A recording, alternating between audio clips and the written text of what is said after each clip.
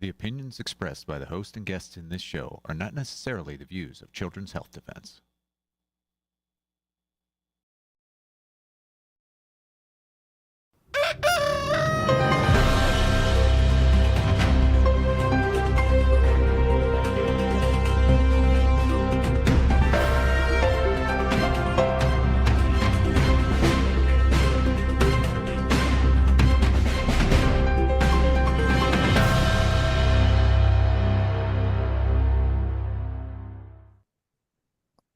Good morning, CHD. It is Wednesday, April the 16th, 2025. We are live at CHD TV here this morning, and we are going to welcome on the show Brian Hooker, our Chief Medical Officer. I keep saying that, Chief Scientific Officer at Children's Health Defense. I'm sorry, Brian, I don't know why I keep doing that. And Karl Jablonowski, who's our Senior Research Scientist at Children's Health Defense. So welcome, welcome. Now, we have this breaking news that it is 1 in 31 with autism.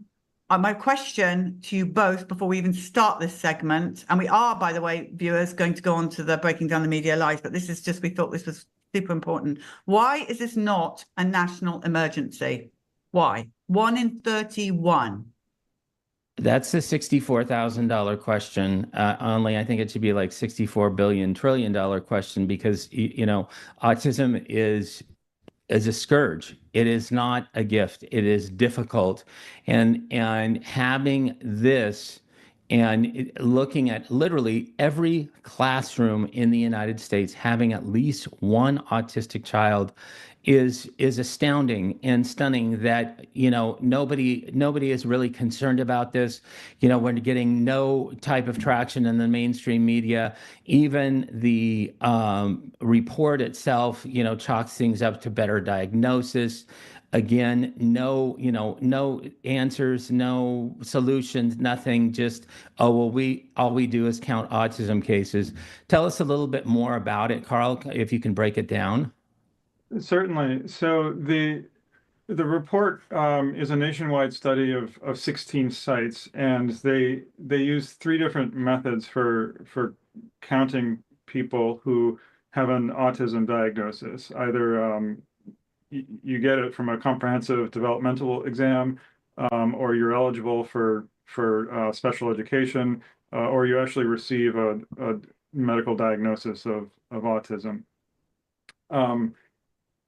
And I think the biggest shocker, I mean, this report isn't too shocking in itself, because if you've been paying attention, you can see that the incidence of autism is exponentially increasing. It's been doubling every 10 years or so. And so, of course, every time we measure it, we're going to see an increase. The part that's kind of shocking is that the incidence of autism in 4-year-olds in many of the sites surpasses the incidence of autism in 8-year-olds. And in an exponentially increasing curve, you're gonna see that, because our diagnostic horizon is 8 years out. And so if you are increasing every 8 years down the line, you're eventually going to get to a point where your rate of autism is increasing so much that the younger kids are going to surpass the older kids. And that looks to be where we are now. It is devastatingly embarrassing that this report does not flag that as a high alert sign. As Brian mentioned, this report is chock full of let's keep counting and keep identifying kids. Right. And so these are 4-year-olds and 8-year-olds as of 2022. Is that correct? That, you know, I know there's always a look back in terms of, which individuals there are. And it very well could be, because time has elapsed since their analysis, that the autism rate is even higher. Probably is. Right. I think this is the 12th report of its kind. And they're looking at birth cohorts from 8 years ago as being the furthest back they look. So I think the first one that the ADDM network put out was in the year 2000, looking at a birth cohort of 1992. And the insults or assaults that a child has that leads to an autism diagnosis is going to be in the early years of life, where your brain is developing. And it may take some time for those insults and assaults to develop into recognizable autism, which is why they put an 8-year lookout on their data. Okay, that makes sense. And what else is astounding to me is looking at the racial disparity. I mean, this used to be, several reports ago, the disease more of white people, and they always talked about white nerds in Silicon Valley getting lucky and having kids, and that they had autism. I mean, which is an absolute affront. But everything is flip-flopped, and now a lot of the underserved minorities not only have autism, but have more autism with intellectual disabilities. Right. So they had 61.4% of the children in the study. They actually had the cognitive ability data, and of those children, 39.6% were intellectually disabled. So they had an IQ of less than or equal to 70. And that breaks down along racial and ethnic lines, as most injustices do. 52.8% of Black children, 38.8% of Hispanics, and 31.2% of, I'm sorry, 32.7% of white children had this intellectual disability. And there's a paragraph buried in the middle of the discussion section of this report that talks about the social determinants of health.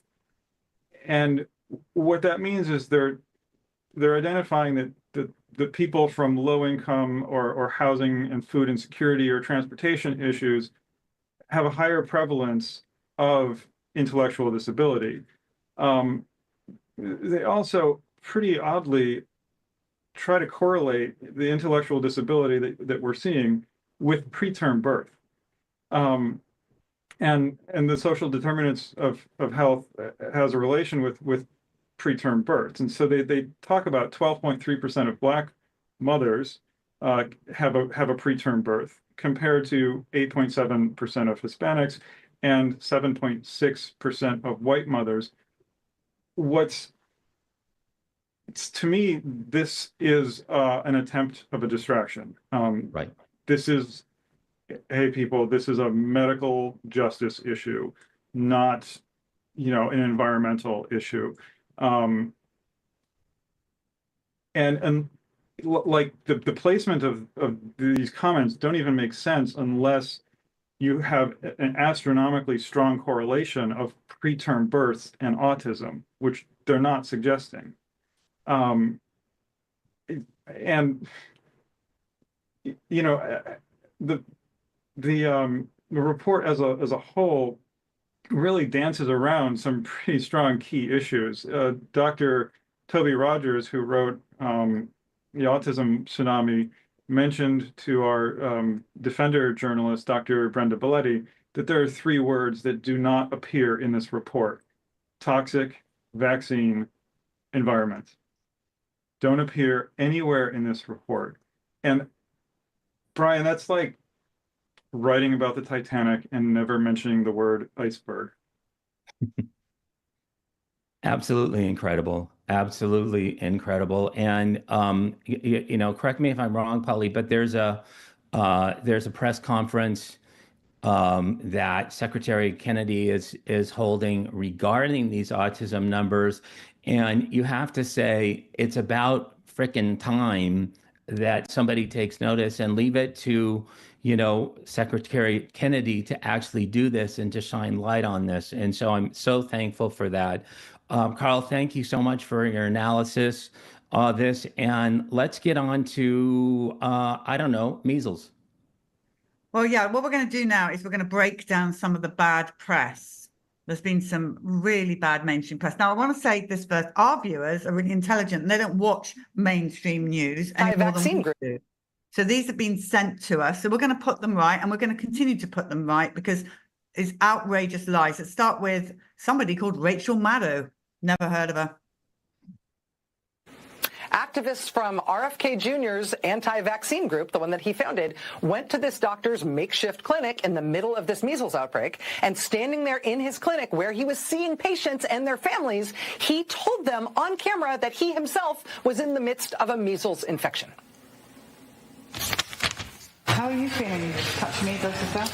Yeah, I was pretty achy yesterday. But Did you ever not have measles as a child? no, I had MMR as a kid. How many MMRs do you have? I'd have to go back and look. I But a don't. few. Yeah, That doesn't work then, does it? no, apparently not. Just wear off. But you're feeling all right? Today I'm better. Yeah, You just spots here or on your body as well? just my face. Yeah, they came yesterday afternoon. I was achy. Friday afternoon, achy. Started, and yesterday was pretty achy, little mild fever. Spots came in the afternoon. Today I woke up feeling good. So, mild case. You're an amazing human being, you know that? You should know that. Thank God for you. I know. We don't want to keep you up with your people. I'm just doing what any doctor should be doing.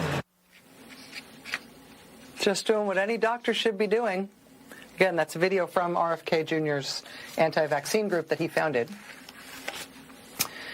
I will tell you, this is what the CDC says about the contagiousness of measles. The CDC is an agency now run by RFK Jr. But if you ask them, what about the contagiousness of measles, they will tell you, quote, if you have measles, up to 90% of the people close to you who are not immune will also become infected. You can spread measles to others from 4 days before through 4 days after the rash appears. So there is this doctor in Texas who has active measles infection, who has spots on his face. He has just come down with the rash, he says, the day before. He is asking people in this highly unvaccinated community to bring themselves and their family members in to see him while he himself has just sprung his own measles rash. So you've got a guy who is basically a drinking fountain of measles in that very vulnerable community that is at the center of that outbreak. Dr. Edwards declined comment to NBC News, but our nation's new Health and Human Services Secretary, he says that Texas doctor, those two Texas doctors are, quote, extraordinary healers. Oh, calm down, Rachel. Honestly. Well, Rachel, I'll tell you that, first of all, you weren't there. Brian and I were there. We went down to that clinic. Here's how it was. Okay.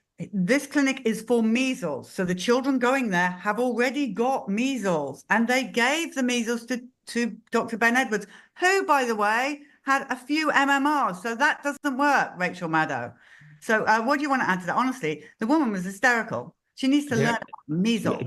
Ben really went to pains Dr. Edwards went to pains not to expose people who were not already exposed. You know, when you walked into the clinic, regardless of who you were, because they were treating specifically measles cases, there were no children coming in there that didn't have the measles or didn't have a brother or sister that already had the measles and they were previously exposed. So, you know, this is fake news. It's absolutely wrong.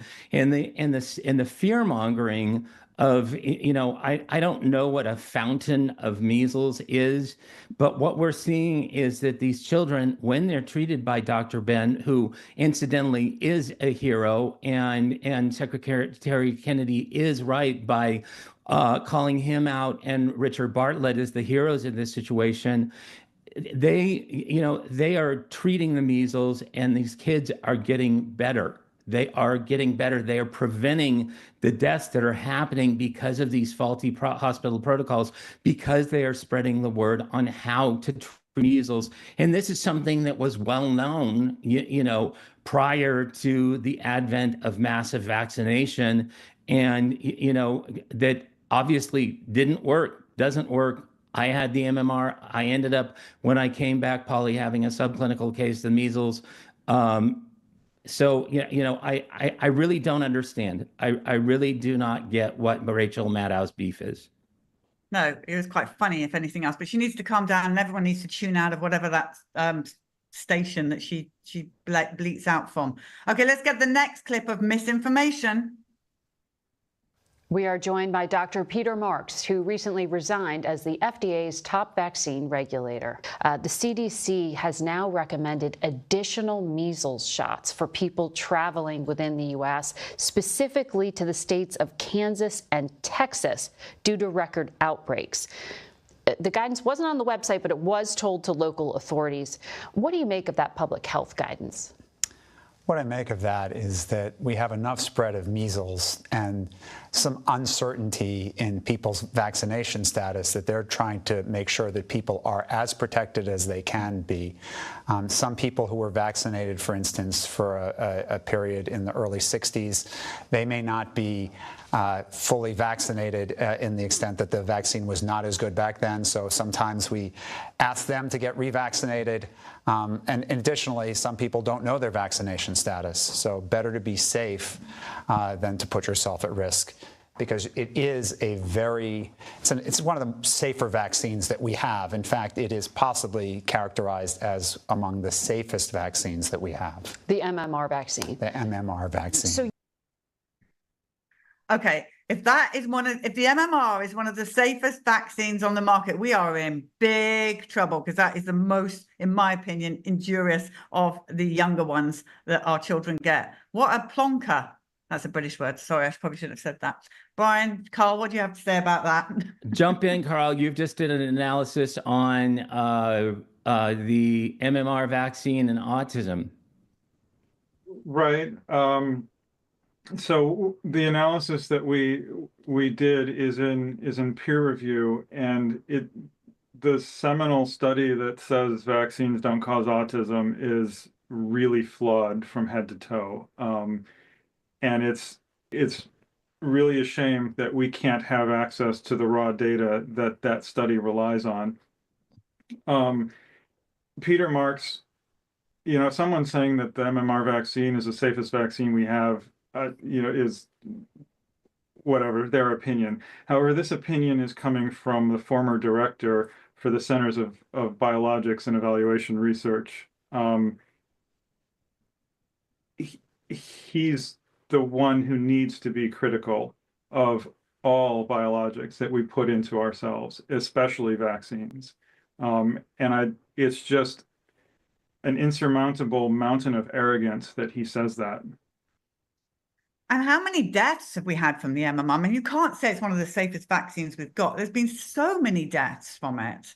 If you look at VAERS, which we know is woefully underreported, you look at the past 20-year history of VAERS, there have been 106 vaccine deaths, full deaths associated with the MMR vaccine, compared to maybe one or two measles deaths, that each one has some type of just odd circumstance around it. I mean, people are not dying of the measles, but people are dying from getting the MMR vaccine. And we know that, VAERS being capturing maybe 1% of all these reactions. So we really don't know. This could be, upwards to 10,000 deaths. We do not have those numbers, but we do know that the risks do outweigh the benefits. We've got on top of that the Merck whistleblower Steve Kreiling and Joanne Lokowski. So we don't know. We know that the current version of the vaccine has never been tested for safety. Yeah, Peter, you can have mine. And the MMR vaccine is rarely given by itself. It's a combination vaccine itself of 3 live viruses. At your 12-month appointment, when you are earliest recommended to be receiving it, you're also recommended to be receiving a whole smattering of other vaccines, including varicella, which is a live virus, the influenza vaccine, the ridiculous COVID vaccine, and a smattering of others. DTaP. Right. That were, and Sanaya had the MMR vaccine 12 hours before she died. Right. Exactly. Really dark information coming out from Peter Marks. I'm glad he's resigned. Do we have another clip? Yes, I think we do. Let's break it down. HHS secretary said that the measles vaccine, quote, wanes. That was the word he used in effectiveness, 4.5% each year, and that older people are essentially unvaccinated and unprotected. That's slightly different from what you're saying. Is what he characterized correct? Because it does sound like you're saying older Americans might want to look into this. Older Americans. So first of all, if you're born before 1957, it's unlikely that you have to worry about this because you almost certainly had the measles like I did. But if you're born before 1957, we don't worry about measles vaccination because it's assumed that people had the measles, and natural measles infection gives one pretty robust lifetime immunity.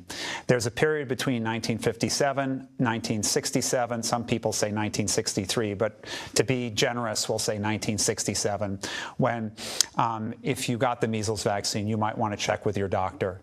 And then since that time, though, the newer version of the measles vaccine, as long as you've had 2 doses of that vaccine, it's generally considered to provide lifetime protection.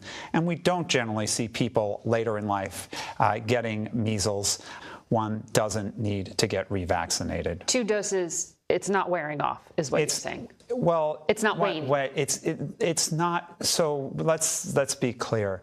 Many vaccines, the protection wanes over time, but there's a threshold effect. And as long as you're above that threshold in terms of protection, you're safe. And so, by and large, when people have had 2 doses of the existing MMR vaccine that's used in the United States, they maintain, for all intents and purposes, lifetime immunity against measles. Or why not just get measles and have real lifetime immunity like I've got? Children should not die of measles, correct? Children should never die of measles. And the thing that he wouldn't say, he was talking about pretty good protection of those individuals that got the measles that were born before 1957. He wouldn't say, oh, that's the most robust. The best protection is when you actually get the measles and recover from the measles, you do have lifetime protection. And we know the MMR doesn't work, and maybe he should flip the channels over to MSNBC so he can find about Ben Edwards getting the measles after having at least 2 MMR vaccines. And we've heard this over and over again from the community in Seminole, Texas, that severe cases of the measles are happening with kids that had run out and got their MMR vaccine because the parents were scared. It is not working. It is a crapshoot because they don't. And the question isn't, when you get the MMR vaccine, will this prevent the measles? The question is this the best thing that I should do for my overall health? And, I cannot say that for the MMR vaccine. No, and also you may die. There's that as well. Karl, right. Is that?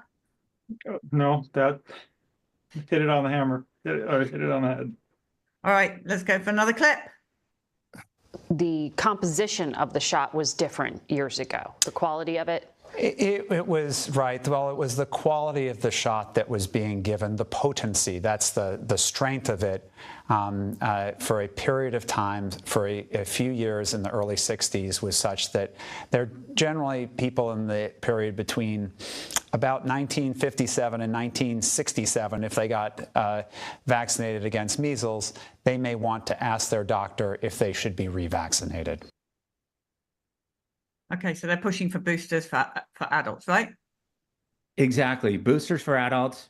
He doesn't know. He doesn't know what's in the vaccine. He seems to be completely unaware of, the overfilling of all 3 viruses in the vaccine vials since, 1999 due to the Merck whistleblower. I mean, this is a classic case. Forgive me, Karl, please jump in and rescue me after this really brusque comment. This is a classic case of a bureaucrat talking out of his butt. I'm not going to rescue you on that one. Okay, sorry, just leave it hanging. I don't really think he has a clue what he's talking about. Well, Karl, I have a quick question for you. So if we're going to be pushing, or he's pushing these adults to get MMR and is live, could we not actually be spreading the measles? Absolutely. So the measles component of the MMR is they just took a measles virus and which is really well adapted at spreading between humans, and they put it into chicken cells. And they took the ones that survived and thrived in chicken cells and did that over again into another group of chicken cells. They do that about 80 or 100 times, and that's what we call attenuated. Now, a lot of people call that weakened. It's just, they're not weak. They're just adapted at living in a different environment. Now, if you take these viruses and then inject them into a human, the worst case scenario is that you're not, no, I'm sorry, not the worst case scenario, but if your body doesn't kill every one of those viruses right away, it will have time to replicate and find the new niches, the niches that it forgot on how to spread between humans. And it may actually spread between humans right out of the vial. It's somewhat unclear on that. But I would not say that this is a safe, the safest vaccine we've ever made. However, I've been studying vaccines for a while, and my definition of safe is devoid of harm. And there is no vaccine that is devoid of harm. Brian, we still don't know the strain of the measles in Gaines County, do we? It's been a mystery. I've seen unconfirmed reports that it's what's called D8, which is a natural strain of measles that would have come over from Europe around sort of the Eastern Mediterranean region. So these have been unconfirmed reports. But the source on the ground, the sources on the ground, which would be the Texas DHHS and the CDC, have not confirmed it. And I email them once a week. I can only email so many times. What is the issue? And they don't even know who patient 0 is in this particular measles outbreak. What happened in Gaines County. They know that they thought that a girl got it, had the sniffles and got it in a waiting room, but they don't know who brought it in, or if they do know who brought it in, then they're not telling anybody. This sounds extremely suspicious to me. Let's have another clip. Vaccine does not cause death. It does not cause encephalitis, and it does not cause autism. Particularly the MMR vaccine, the allegations of that specific vaccine and links to autism. ASD diagnosis rates are on the increase in this country. The CDC says the current numbers are 1 in 36 American children. This is a very broad spectrum of neurodevelopmental disorders. There's no established cause. Well, there is an established cause. Brian, Karl? Established cause, come to my house.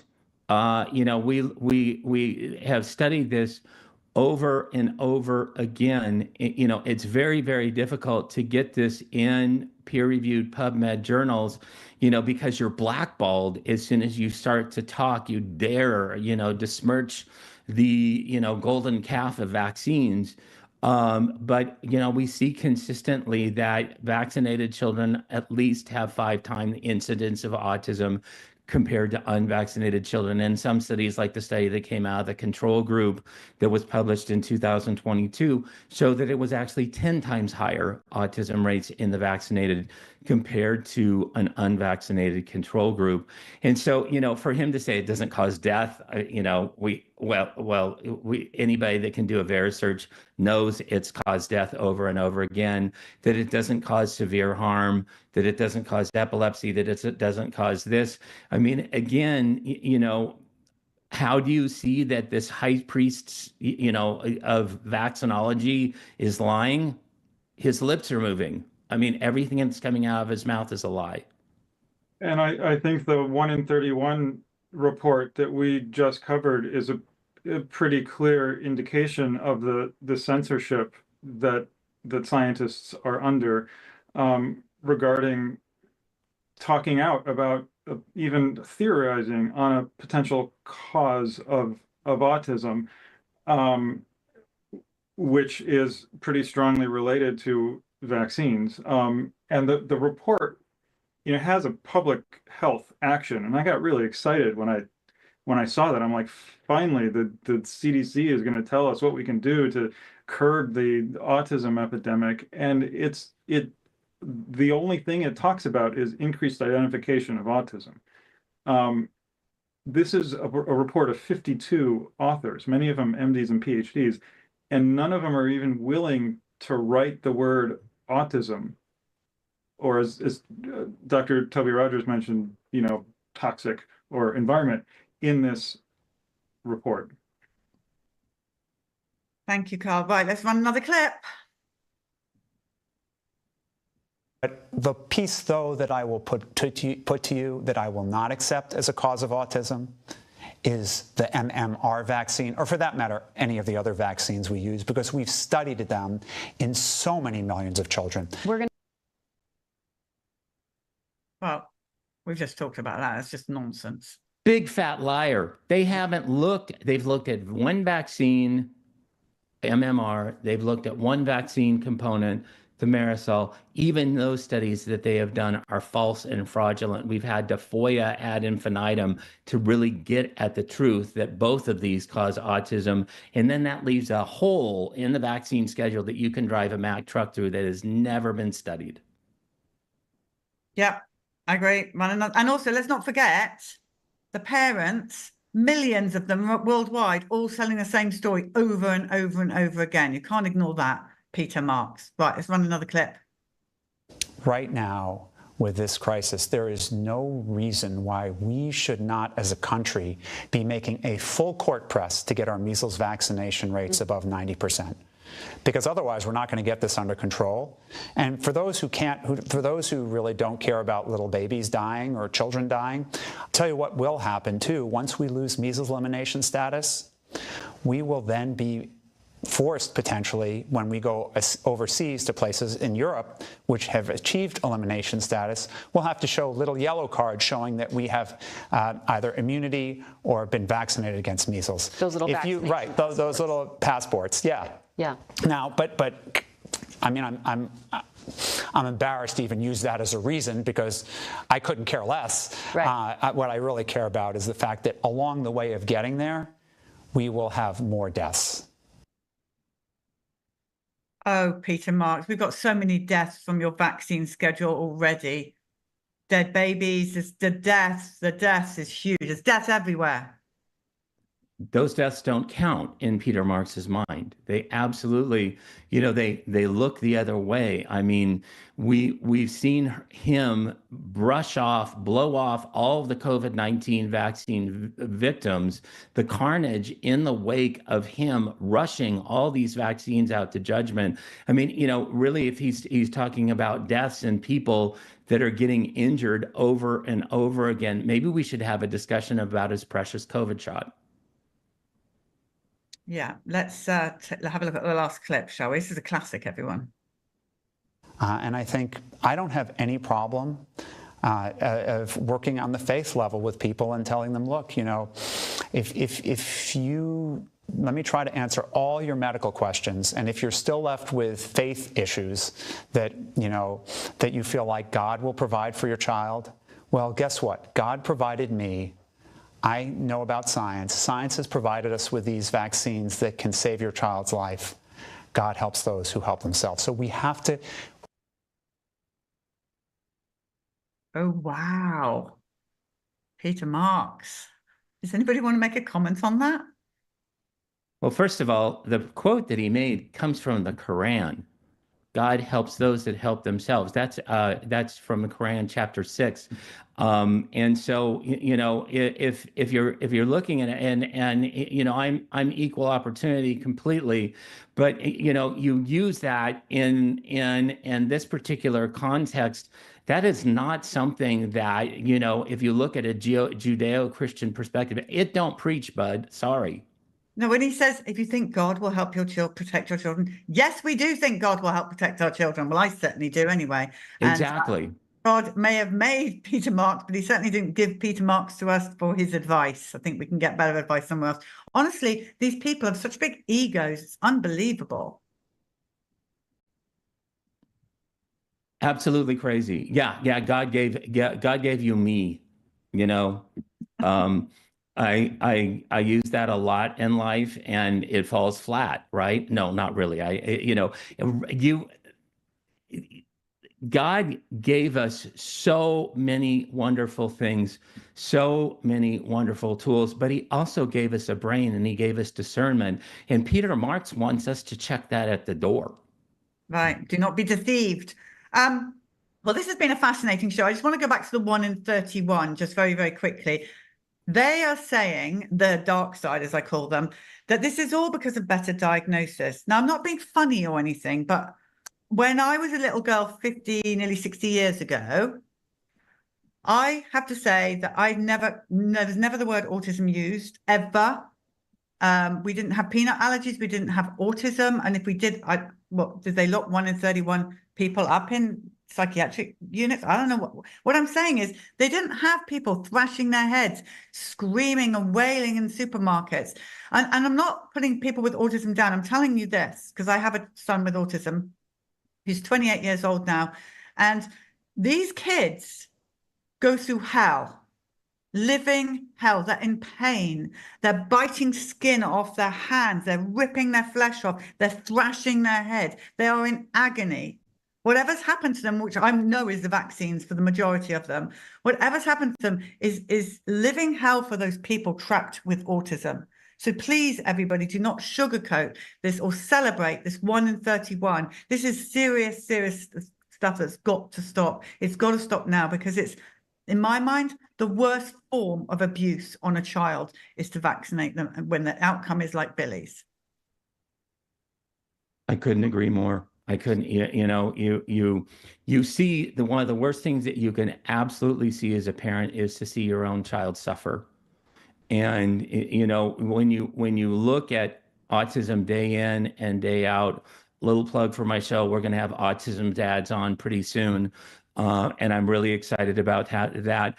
You don't talk about, the drudgery of caretaking. You don't talk about the long sleepless nights. You talk about watching your child in pain and how frustrating and how agonizing, excruciating that is for you as a parent, knowing that they're in pain, but not having the ability to do anything about it. Yeah, well, Karl and Brian, thank you so much for the work you do in the science department at Children's Health Defence. You really are leading the way, and we're so proud of you both and the rest of your team. To our viewers, this is going to be a longer show today because we just rambled on a little bit too long there. But we will continue to put the press right. Please turn off mainstream news. They are lying to you. And if you don't believe me, look at who sponsors them. Stick with us, stick with the good people out there. They're going to bring the truth to you, no matter what the cause is. Okay, we look forward to Bobby doing an announcement later. We're going to hand the show now over to Mary Holland. Pray big, my friends. Speak soon.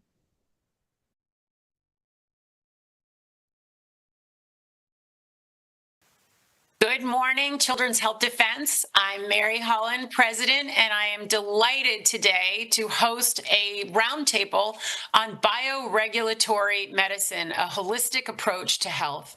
It is my great honor to introduce Mary Coyle, a certified homeopath who specializes in bioregulatory therapeutics and homotoxicology, Dr. James Odell, the Executive Medical Director of the Bioregulatory Medicine Institute, who's practiced naturopathic medicine for over 35 years and completed a degree in China on traditional Chinese medicine. Dr. Heather Room, the medical director for Documenting Hope, an educational and research-oriented not-for-profit organization established to help care providers, parents, and practitioners understand, prevent, and reverse chronic illness in children, a partner organization to Children's Health Defense. And Dr. Tia Trevisano, who is a leader in the field of naturopathic medicine and the past president of the New York Association of Naturopathic Physicians, where she continues to serve on the board of directors. Welcome, all of you. Thank you so much for being with us today. Thanks for having us. Thanks for having us, yes. Well, we're delighted to have you and delighted to introduce our viewers to this really important approach to medicine that's really remarkably different than what is considered mainstream medicine today.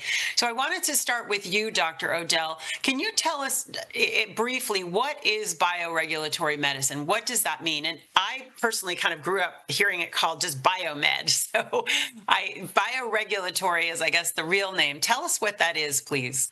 This is a term that started back in the 1940s. It was really started as biological regulatory medicine. And then it kind of gotten short to the just biological medicine. But now, as we know, biological medicine has been a term that's been commandeered by the pharmaceutical industry. And it's something totally different than what we represent, which is bioregulatory medicine. So the very important word in this is regulatory, but basically bioregulatory medicine is a comprehensive and holistic approach to health, which advocates natural healing methods to support and restore the body's intrinsic ability to regulate, adapt, and self-heal. We often just think of it as the science of self-healing. And so these are approaches that do not interfere with regulatory mechanisms like many pharmaceuticals do. As you know, they suppress symptoms, and that causes a lot of problems downstream. So these are approaches that are traditional. Many of them come from traditional Chinese medicine or Ayurvedic medicine, anthroposophical medicine, homeopathic medicine, and various types of as I say, traditional medicine approaches that are all really have the same philosophy of not interfering with the regulatory mechanisms of the body, suppressing symptoms and causing more problems. So they're designed to help the body regulate and self-heal. So just to sort of frame this a little bit further, am I right that traditional medicine in the West today, in the United States, allopathic medicine is really about opposing the body's systems, whereas this kind of bioregulatory medicine is supporting the body? Would that be a fair? That's a very fair assessment. When we think of it, as you know, a lot of medicines start with the word anti, antibiotics, antihistamines, antispasmodics, whatever. And of course, this opposes different kinds of symptomology. Whereas here we're trying to explore ways in which to help the body heal. So instead of suppressing a fever, we might put a person into a tub of water and just very gently lower their fever if it's a little bit more than too much, and at the same time to help the body detoxify and deal with whatever type of toxin that it's dealing with. So this is supportive. Yes, it's supportive and not suppressive. And that's a really different perspective than allopathic medicine today. Isn't that right? Yes, it does. You could think of it in this way that, allopathic medicine often focuses on symptomology. And here we're really focusing on causes. So that's one of the fundamental differences that allopathic medicine also, as you know, codifies things as disorders. We're really looking at the individual. So this is personalized medicine. And probably many people have heard of personalized medicine in the terms of genetics or genomic types of approaches that we could identify genomic SNPs within the body and then approach that in an individual personalized way. Basically, allopathic medicine treats people with just a pharmaceutical approach or a surgical approach. Here we're really using a multi-level approach, body, mind, spirit, and all types of approaches that are, as I say, from traditional Chinese medicine, Ayurvedic medicine, and other types of natural types of medicine approaches. So it's not just pharmaceutical interventions. Thank you. So Dr. Room, over to you. You're working a lot with children. How do you see bioregulatory medicine applying to kids who have chronic disease conditions today? So that's a really beautiful question. Thank you, Mary. I think that our children are a great example of a place to look at what's happening today from a health standpoint, chronically, and what kind of epidemics we're in really and what we're facing. And if we don't kind of shift that paradigm of how we see medicine right now, as if we don't look at root causes, we're going to be in a bit of trouble. We already are. So if you look at kids in the United States right now, over half American children have at least one diagnosis. And you can see from the chart here that obesity, autism spectrum disorders, mental health issues, autoimmune conditions, autism, they're all increasing at dramatic rates every year. And so it really takes like a bioregulatory approach or a look at the whole child to understand what it is that's leading to these diagnoses or codes, as Dr. Odell said. And one of the things that bioregulatory medicine allows us to do is look at the total load on a child. So rather than just say one thing that's impacting a child, which is, if you had scurvy in the olden days, then you had a vitamin C deficiency. So there was one problem, in that case, a deficiency, perhaps, that was causing a bleeding of their gums, right? Whereas our children today, they have so many things that are impacting them in modern living that impact not only their health, but their development. So it makes really a big difference in our children to look at root causes and to look at their bodies individually as a collection of systems that are all developing concurrently: the immune system, the nervous system, the cardiovascular system, the muscles, the reflexes, the microbiome, the mitochondria.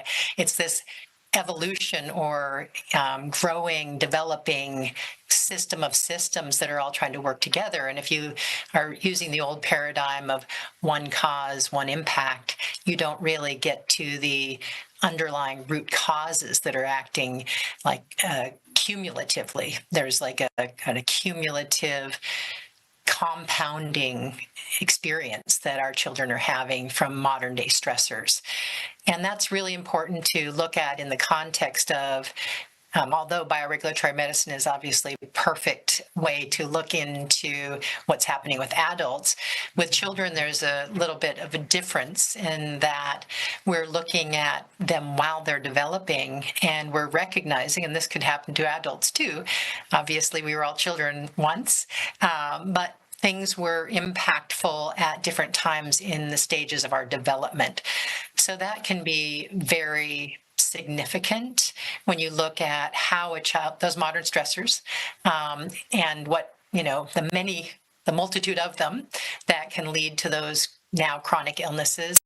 And at the same time, looking at that bio-individual, what state in their level of development was somebody experiencing or exposed to different environmental toxins, for instance, or deficiencies that could be in utero, that could be preconception, even generationally catching up with children. So bioregulatory medicine gives us the opportunity to take a very individual approach, as Dr. Odell said, to look at the whole scope of things that could be problematic through the stages of development, and which of those are, cumulative or compounding. So I've been working with Documenting Hope, a non-for-profit that provides resources for parents, practitioners, and families that are having challenges with their children with symptoms, yes, but also diagnoses. And usually with the diagnoses comes a whole host of symptoms. So we have lots of supports for parents and families trying to navigate a more broad bioregulatory approach that looks at the whole child, looks at all of their systems.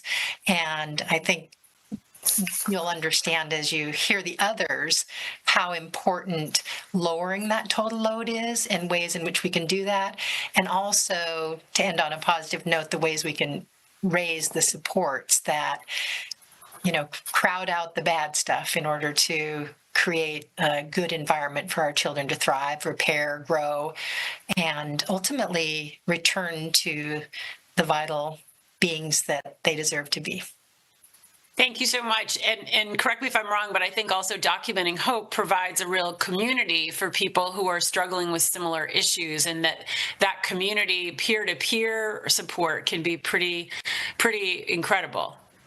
Absolutely. We have a lot of healing stories. So if somebody's looking for inspiration while they're getting their own, for their own child, and they're wanting small wins, large wins for their own child, they can go to our website, documentinghope.com, and see success stories that parents have to share with various conditions that might be familiar to the parent.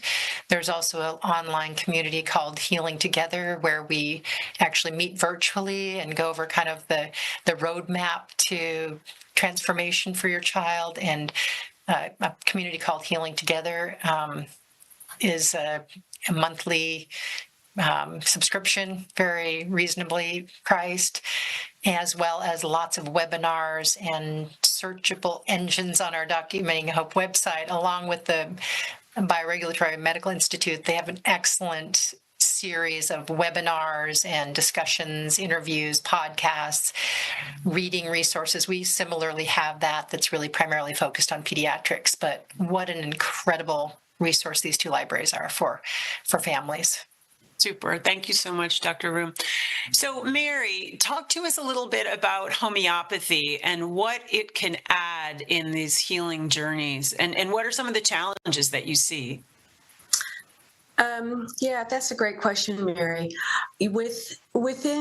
Well, I'll go back a little bit. I got into this because I was in the chemical industry, and I was exposed to a lot of toxins, and I was always worried that when my child was born that he would be affected by those toxins. And he was diagnosed on the spectrum when he was 2, and we went to some of the integrative doctors at the time, and we worked primarily on the biochemical level. So we worked with supplements, we worked with diet, we worked with medications, but and all of those did help, but we were missing something. And when I learned about homotoxicology, that it's a deeper level than the biochemical level, it's on the bioenergetic level. He couldn't even break down his food, let alone all the supplements I was trying to get him. So we needed something to ignite his system, primarily the mitochondria, to enable his body then to sort of drive the biochemistry to work better, to then drive the structure of the body to work better so that he could function better. And so when we started doing complex homeopathic remedies, that's when we started to see what they call healing reactions. So he was moving out a lot of stool through the primary pathway of elimination, that's one of them, a lot of urine, which is another primary pathway through the kidney. He was moving out a lot of sweat through the skin. And as he was moving these toxins out, it seemed like his inflammation was going down. And then the neurons, I think, were starting to finally make the connections that weren't able to be made because of the blockages. And that's when everything started kind of moving better. And that's when and that's what I like the word bioregulatory medicine. It's when everything else wasn't working and we needed to really start regulating his body on this deeper level. And so that's when I became a homeopath, and I've been consulting with parents ever since. You mentioned the word bioenergetic, Mary. Tell us, is that the same as bioregulatory, or is it different? Well, a bioenergetic has the word energy in it, right? So, I consider that homeopathy would be in that category. Complex homeopathic remedies, which is sort of the flagship of homotoxicology. Tai Chi is in that category. Qigong, acupuncture, magnet therapy, all those systems are sent to drive the biochemistry, to then drive the structure of the body to work better. Interesting. And what are some of the challenges that you find in that approach, and how does it work in a complementary way? But what are the challenges with a homotoxicology or homeopathy approach? Well, we want to work from the outside in. So if we put too much energy into a system that's blocked, you're going to have reactions from that. So, you have to start with, well, what's your environment looking like? Are you greening your home? And then you want to go into, maybe you need magnesium or magnesium oxide to get those primary pathways open, because you want to have this path free. So when the toxins move out from an intracellular level through the connective tissue or the extracellular matrix, and then out through an orifice, it'll be a smoother transition. So a lot of things need to be in place, Mary, before you can kind of move into deeper bioenergetic therapies, like drainage remedies, which is a big part of bioregulatory medicine. They're low potency, and they're designed to increase the circulation and the metabolism of the targeted organ, whether it's the liver or the kidney or the thyroid or the adrenals. And then you also want to consider going in and stimulating the mitochondria to release toxins, and then that should increase, it's designed to increase more cellular energy in the form of ATP. So, all those systems kind of need to be in place for that smooth transition. And then everything else I have found works better, because now the body, instead of working at 60%, is now, hopefully, we want it working at close to 100%, which means that your food's going to be broken down better, and your supplements will be broken down better, and the cranial sacral is going to work better, and your ABA is going to work better, and your speech therapy. So it all is designed to enable the body to work better on every level, but it all does work together. But the way that you're describing it, Mary, sounds like the sequencing of these different things is very important, that you start, as you said, from the outside in, so that the sequencing, am I right, that the sequencing here is pretty key? It's very important, yes. Mm-hmm. Yeah. Good. All right, over to you, Dr. Trevisano. Can you tell us a little bit about the broad applications and how they apply to individual patients? It sounds almost too good to be true, right? It sort of has broad implications, but you can figure it out for each individual. So help us understand that. Oh my gosh, that is such a wonderful question. And I think we've touched on that, because what we're talking about here is that, complex, complicated chronic illness can be quite overwhelming. And so how do we take something where toxins have accumulated and there's multiple systems in the human body involved, and we are able to actually treat that in a way that makes sense? I think you just touched on this idea that with bioregulatory medicine, there is an art and there is a science. So I like to look at it almost like two different lenses. You can imagine an eagle, bird's eye view, and you can think about an owl, bird's eye view, where both are looking at the human body like a landscape or a terrain. And so what we really want to do is take this kind of broad view of the entire landscape of the individual. And then we also really want to zoom in on these details, right? So looking at laboratory information and a lot of what Mary just spoke about as far as biochemistry and production of ATP. This would be the sophisticated version, I would say, of the micro level.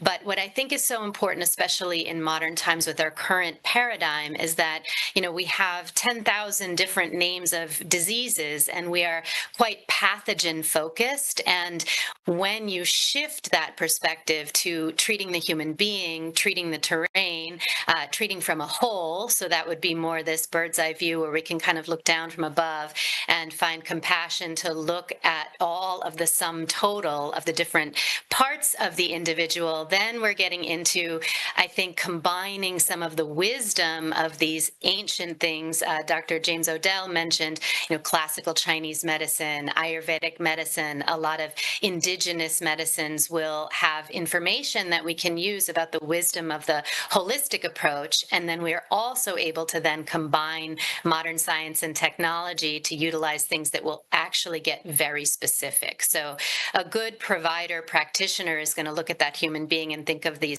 broad things we can do to optimize health, but then also know perhaps for one individual, the food intolerance or the toxin might be different than the next. So two people can walk into the clinical setting with the same diagnosis, yet have different underlying causes. So that's where we get more sophisticated here. And I guess you all come from different sort of training backgrounds. So let's say somebody watching this says, I have a chronic complex condition, or my child has a complex chronic condition. Where would they start? How would they find a practitioner that really understands this sort of dual perspective from the broad strokes, but very focused on the individual? How would they go about finding a practitioner, Dr. Trevisano? That's a wonderful question. And, I certainly am a big advocate of what I like to refer to as collaborative medicine, so that, you do have people from different specialties. If a person has just gotten a diagnosis from a conventional medical specialist, then we can use some of these resources. Dr. James mentioned the Bioregulatory Medicine Institute website, which is brmi.online, or through Documenting Hope, through the naturopathic medicine institutes. We have a lot of different websites that you can go to as well, so that you can find these resources of how to collaborate with an integrative-minded physician. Is still a little bit different, let's say, from a functional medicine practitioner, a naturopathic doctor, or someone who is an expert in bioregulatory medicine. So I think of it almost as becoming an educated consumer of medicine, and it's really nice to see more resources coming forward, like what you can find on brmi.online, because you do need help how to navigate. To become an educated consumer means there's a lot out there, and then how do you know who you're working with? So going through the professional organizations, those websites, and reaching out there directly, I think is a great way to start, because most of the people that are serving as part of the membership of these organizations can certainly guide people via directory or otherwise to get you in touch with specialists. There are some people who are, licensed physicians that are working collaboratively, and then you have homeopaths, you have people that are working as herbalists in botanical medicine, and it can all fit. It can also all be a little bit overwhelming. So it's important, again, to find people that resonate and just see what works for each individual the best, so that it's not in too many different directions. Thank you so much. And we, in the show notes, we'll have references to these institutions and the website so that people can find them. So what have we left out? What are important points? Dr. Heather, Mary, Dr. James, what do we still need to cover? I was hoping Dr. Odell could cover some of the kind of intricacies of bioregulatory medicine that we don't often think of or get trained in conventional medicine, like the extracellular matrix that Mary alluded to, and those parts of the organ and the system of systems, and how bioregulatory medicine really addresses more than just meets the eye, or more than those kind of silos of specialization that we have in our conventional kind of Western model. Well, as I've mentioned before, that we're really focused on the causes of disease and not just on symptomology. And a lot of the causes, of course, are toxicological. And I think that's, if you did nothing more than just detoxify, that would really have an impact on that individual in a very positive way. However, there's a lot of other types of things, causative factors that play into this. There's psycho-emotional things like stress, trauma, and other kinds of even like drugs can get in the way, pharmaceuticals can get in the way. Many people that come to see us are on maybe a dozen different pharmaceuticals, so you have to kind of work around that and with that. But getting back to the toxicological approach, that these toxins become embedded within the tissues. Particularly, one of the depositories for toxins are the extracellular matrix, and the extracellular matrix is the space that's between the cells, essentially. And so this is a very complicated area where a lot of information is transported into the cell and in the form of nutrients, but also electromagnetic information, frequency information, as well as toxins out of the cell. If that extracellular matrix becomes too intoxicated, then it can no longer function as a transport mechanism into the cell. So the cell doesn't get what it needs. It's not getting the nutrients it needs. And it'll start to not thrive. Basically, the cellular mechanisms will become dysfunctional.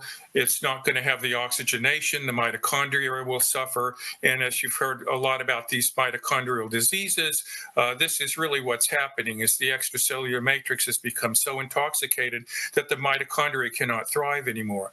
So a lot of the approaches are to detoxify this, and Mary had mentioned how a lot of homotoxicology is actually designed for this, and it's very individualized, very personalized.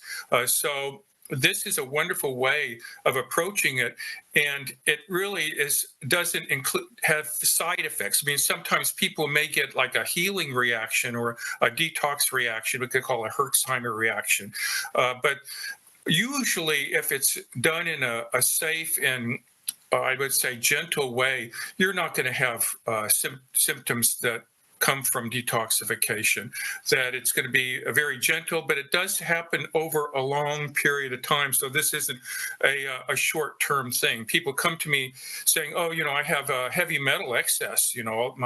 All my labs have been showing that I have lead or I have mercury or I have cadmium or beryllium or whatever.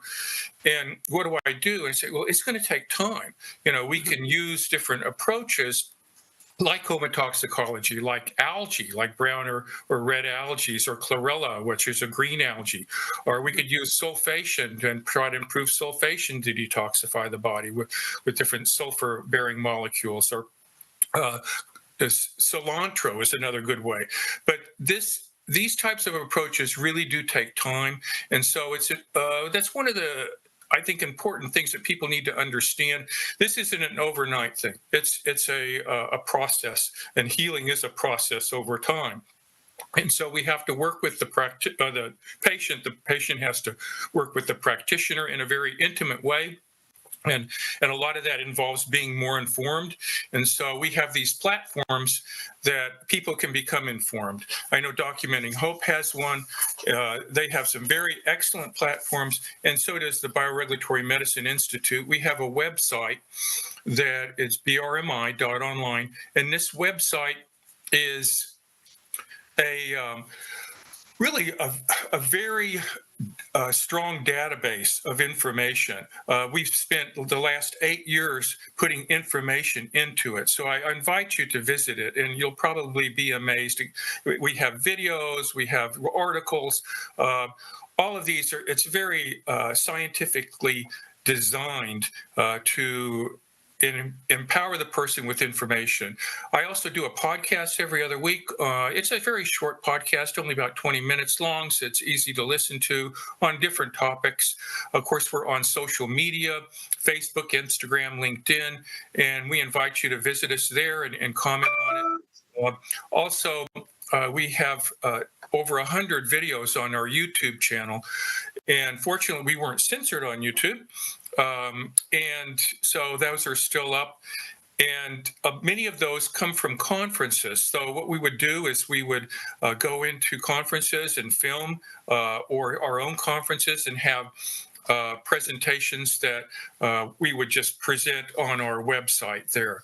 Now, I might add, we're nonprofit and non-commercial, so we don't sell anything. There's no pop-ups, there's no commercials, no advertisements whatsoever. This is free. This is a free website. Our podcasts are free. We have an e-journal that comes out every other week, every other month. That's also free. And so we invite you to sign up for the e-journal and to come visit us, because it costs nothing. We're asking for nothing. If you want to donate, of course, that's great. But really, even that's not necessary if you don't have the money. So we're really trying to create like a public service, like a library of sorts, for people to empower them with the tools that they need in order to heal, to self-heal. Well, sounds like some amazing resources there at your website. Thank you so much for making sure that our viewers know about that. Mary, anything that you want to be sure that we understand? about this new approach, or this old approach, I should say, really? Well, no, that is a great segue, Mary. It is a very old approach. A lot of these German biological therapeutics and now European have been around since the 1920s, 1930s, 1940s. And there are clinics throughout Europe that will focus on bioregulatory medicine and then all the other pillars of health. The Paracelsus Clinic, it was probably created, and you can correct me, Dr. Odell, like 40 years ago with Dr. Rao. And I have visited clinics throughout Germany, especially in Stuttgart, where they're really looking at the whole body. You go there, you spend a month, and they might do, if you have cancer, they might do targeted chemotherapy and radiation, but then they'll also do thermal therapy, and they'll do cryotherapy, and they'll do bioregulatory and bioenergetic therapies, and even art therapy and music therapy. So we just need to bring this to the United States. That's my goal and hope. And also, as far as safety, when I was looking at this for my son, that was my first question. You know, I'm going to be putting in all these signals. I'm going to be asking his body to do this work of eliminating all these toxins. And, you know, I found out that the safety record was absolutely incredible. And it's a self-regulating system. So the body's just not going to self-combust and release too many toxins. It knows when to stop. And, you know, again, you have to be, you know, judicious and careful with, you know, your process. But the safety record is great. And I just feel like for my son, for really compromised children, it's a beautiful system. Awesome. Well, any other last words from this distinguished panel? Sure. I would just like to add that everything that you do counts. And so, you know, with the current paradigm, we are more disease focused. And I would say when we bring that focus back to health, that every single change you make, from drinking more water to getting adequate rest to thinking about food choices to especially spending time out in nature and, you know, working with the practitioners that do support stress reduction and helping address some of the psychological traumas that we're facing in society today, everything makes a difference. And so it can be feeling like a lot with everything that's out there, you know, which is going to be the thing that works for me? Am I doing enough? And so I always like to think, you know, when things get complex and chronic, starting with the simple and opening up the pathways of elimination and then building forward one step at a time is going to lead to more successful outcomes. So it's not a more is better approach. We have so many tools that can be exciting, but selecting those tools that do resonate with you and taking it one step at a time will make a big difference. And our bodies are designed to detoxify. They are designed to regulate and heal. So we know how to do that, and we sometimes just need somebody to help facilitate that natural process. Thank you so much. Well, thank you all so much for joining us. I know there's a lot for our viewers to think about. Please take a look at the show notes. Thank each and every one of you, and all the best. Thank you, Mary. Thank you so much.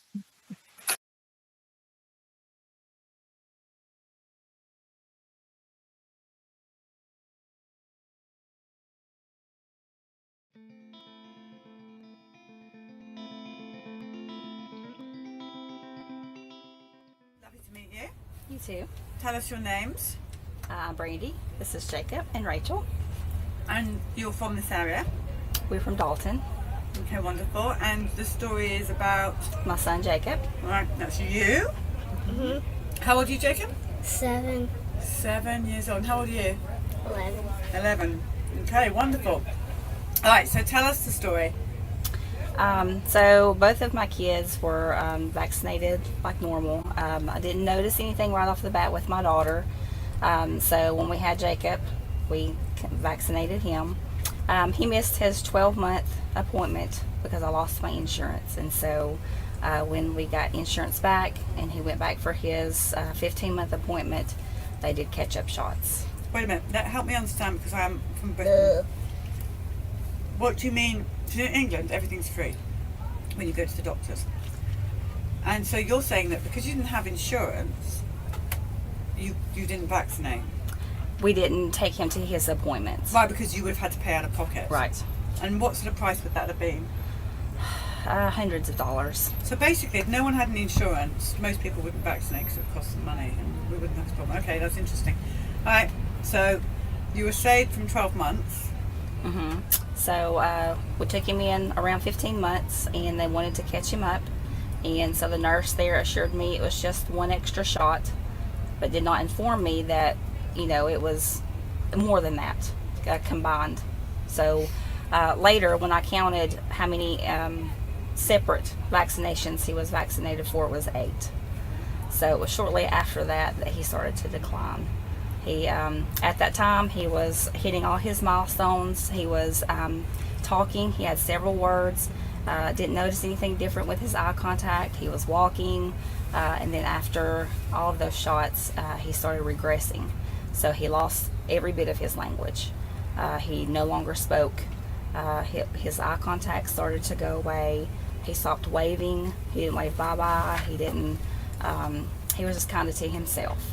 And so then the meltdowns, the tantrums, all that started. So what did you do? I didn't know what was going on. I didn't understand because we didn't go through that with my daughter, so I wasn't sure what was going on.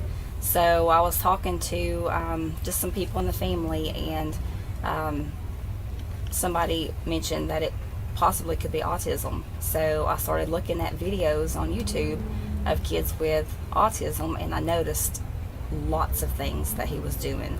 How he would lay in the floor and watch cars, the wheels roll on the cars, or he would turn a stroller upside down and just roll the wheels. How he would bang his head, the high-pitched screaming. It was eye-opening. And So when you took him back to the doctor and said, my child is not well, what did the doctor say? That's normal. This is normal for a boy. Because I already had a child, I was trying to compare his development to my previous child. The doctor that he saw at the time had 3 boys. He said his aggression was normal for a boy, but he didn't understand to the extent of to what it was. So at what point did you realize it's the vaccines? I knew right away that it was, because I noticed the difference. So when you brought that up with the doctor, listen, I think the vaccine's a problem, what did the doctor say then? It was not. Categorically it's not. Mm-hmm. They're all in this together. Why would you say that? A good doctor would at least listen and say, let me look into this further, or let's record this. You know, that's why I don't buy my colleagues who say they know not what they do. They know well, damn well what they're doing. They have to, because we go back and tell them. Right. And I went back to that pediatrician, and I questioned, him having autism, and he said, no, absolutely not. He's fine. And so I started seeking out second opinions, and so I took him to a developmental pediatrician, and that was at the age of 2.5 maybe, and they said come back in 6 months, and I guess they thought that he would grow out of it. So we waited 6 months, and I took him back, and then that's when he was diagnosed at the age of 3 with autism. And did you take that diagnosis back and slap it in the face of the guy that told you it's not? Unfortunately not. I'd just photocopy it and just send it to him, just for fun. So now what? What are we going to do going forward? Let's have a chat with you. What are the things that you like to do more than anything else in the whole world? I like playing my cars. You like cars? Mm-hmm. What kind of cars do you like? BMW. What did you say? BMW. BMW? Oh my goodness. I like Mercedes, she says. I've never owned a Mercedes in my life. What colour cars do you like? Such a girly question, isn't it? Blue. You like blue cars? Alright. Someone's saying you need to start buying American cars. You need to start liking American cars. So what other things do you like to do? Just play my animals with my sister. Play with your sister? Mm-hmm. Fantastic. Well, I think you're doing really well. Well done, Mama. Yes, he's doing very well. But right after I figured out what was going on, I took off researching, reading everything I could, and we started doing biomedical healing. And so we started doing the gluten-free, casein-free diet, and just giving him certain supplements, starting to heal the gut. And that was the major key, was when we started taking care of the gut. That's when his language started coming out. So we've tried to stay on that road. I mean, I'm such a big advocate for the diet now. And you, big sister, how do you feel about what's happened to your bruv?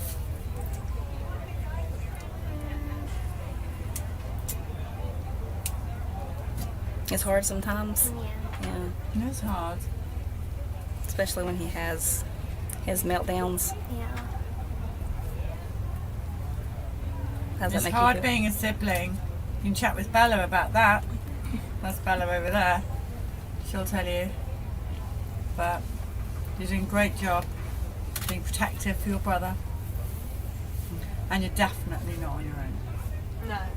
There's so many siblings out there. And Bella, I'm sure, I don't know what age you're allowed on Facebook, whether we're even on Facebook, when you are allowed. Email. Have you got an email chain connection for the young ones? Yeah. We can set you up on Mum's email or something and connect you with someone else your age. So that will be fun. And me, if you ever want. Probably are like, no, I don't want to speak to her, but you can email me too. All right, family. Great job. Thank you for telling your story. We so appreciate. Anything else anybody wants to say? We just appreciate what y'all are doing so much to get the word out, and just can't thank y'all enough for doing what you do. No, it's our pleasure. I mean, it's our honor, I would say, wouldn't you? Absolutely. For people to share these personal stories, and oftentimes for the first time ever, and trust us with videotaping it, is a huge honor. Absolutely. All right, guys. So if you want to see this back on Periscope, or if you're on Facebook, I'm sure it'll go up on We Are Vax at some point. So we so appreciate you guys telling the story. And you, what sport? Do you like playing sport? Football. Football or soccer? Football. American football. American football. I like basketball. Soccer's really cool. Like kick the ball. Yeah, kicking a ball. It's good. Like you can kick it and fall in the net, and of course you can kick it out and get the net. What are you saying? You don't think it's a very good game? Well, it looks like a good game. Of course, I like playing soccer when I'm 9 or 8. But you might play it when you're 9 or 8. I might play soccer when I'm 9 or something. Good choice. Well, let me know if you do. I want to see a pic of you in your soccer gear and ball under your foot. Lovely to meet you guys. Thank you so much.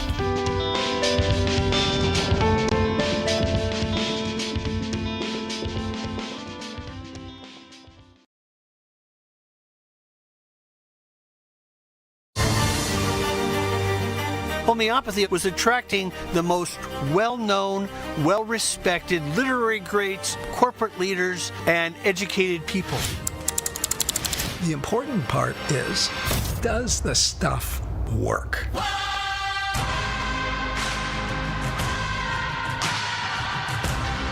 There is strong research evidence demonstrating it works, and yet nobody will believe it. I wasn't really sure. I was skeptic. When I went to the doctor, he said to me, he goes, well, what are you taking? What are you doing? You're way, way better.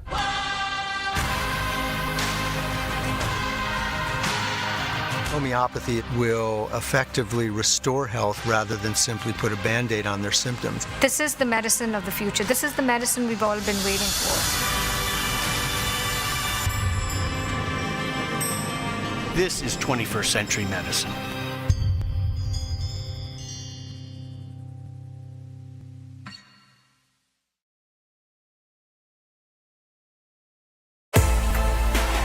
You're watching CHD TV, bringing you up-to-the-minute programming you won't see anywhere else. All of our shows are completely user-supported. and rely on generous support from viewers like you. Every dollar you give helps us broadcast the truth to countless viewers around the world. This is incredibly important, world-shaking stuff that's going on right now. Health is now going to become the searching out and the dealing with pandemics. This is the grossest violation of the Nuremberg Code. This is total control, and we reject it. We embrace freedom. We have now people in positions of medical authority who are directly lying to the American public and the public at large. There's a bigger agenda driving this, and this agenda is about life and death. You guys have been proven right. It's unreal. I'm never taking another vaccine again in my whole life. Please consider making a contribution today to keep this one-of-a-kind programming going strong. Thank you.